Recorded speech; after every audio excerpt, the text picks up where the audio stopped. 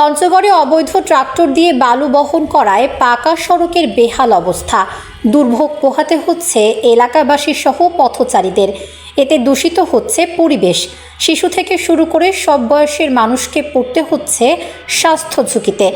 এমনটাই দেখা মেলে পঞ্চগড় জেলা দেবীগঞ্জ উপজেলার দেবীডুবা ইউনিয়নের সোনাপোতা এলাকায়। বালু ব্যবসায়ীদের ভয়ে মুখ খুলতে ভয় পাচ্ছেন এলাকাবাসী। বিস্তারিত থাকছে আমাদের প্রতিনিধি মোসাম্মদ আসমা আক্তার আখির প্রতিবেদনে। আমি এই মুহূর্তে উপস্থিত আছি পঞ্চগড় জেলার দেবীগঞ্জ উপজেলার দেবীডুবা ইউনিয়নের সোনাপোতা এলাকায়। সড়কটি রয়েছে সেটি কিন্তু একটি পাকা সড়ক। দেখে বোঝার অবস্থা নেই যে এটি একটি পাকা সড়ক, বালু দিয়ে কিন্তু ঢেকে গেছে। মাসে যে আইন শৃঙ্খলা কমিটির যে মিটিং হয়, এই সড়কটির কথা কিন্তু তুলে ধরা হয়। তো এতেও কিন্তু প্রশাসন কোনো রকমের পদক্ষেপ নেয়নি, তারা না দেখার ভান করে রয়েছে। বালু দিয়ে যে সড়কগুলো ঢেকে আছে তাতে পথচারীদের চলাচলের খুব কষ্ট হচ্ছে। কমিউনিটি যার শিশু আছে তারা স্কুলে এই রাস্তা দিয়ে যাতায়াত করে। এবং দর্শক, আমি আপনাদেরকে জানিয়ে রাখি, এখানে কিন্তু পঞ্চগড় মারেয়া এবং দেবীগঞ্জের যে সড়ক আছে, একমাত্র চলাচলের সড়ক কিন্তু এটি। স্বাস্থ্য ঝুঁকি বাড়ছে।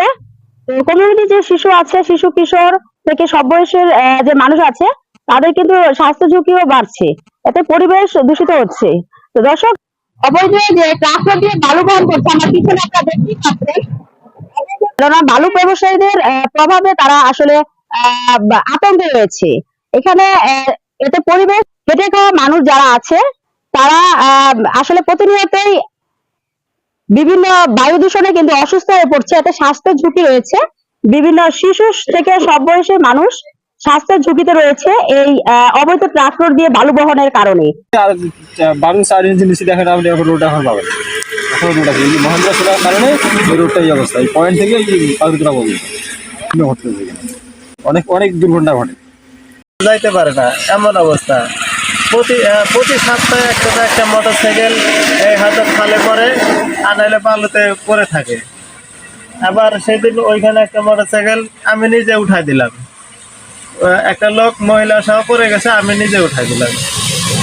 এমন অবস্থা। এই যে ভ্যানগুলা যাইতে পারে না, ওইদিকে খাল এদিকে খাল। আর রাস্তাটা ছিল পাকা রাস্তা, এখন পুরা কাঁচা রাস্তা হয়ে গেছে। পাশাপাশি কিন্তু দর্শক, আপনারা দেখতেই পাচ্ছেন যে পাশাপাশি গাছগুলো রয়েছে, সবুজ পাতার যে গাছগুলো রয়েছে সেগুলো কিন্তু সাদা ধুলোতে সাদায় পরিণত হয়েছে। তো এসব অবৈধ ট্রাক্টর দিয়ে প্রতিনিয়তই হাজার হাজার মেট্রিক টন বালু কিন্তু চলে যাচ্ছে আমাদের এই সড়ক দিয়ে। তো থেকে আমি আসমা আক্তার আখি যুক্ত ছিলাম। আপনারা দেখছেন আজকের কণ্ঠ।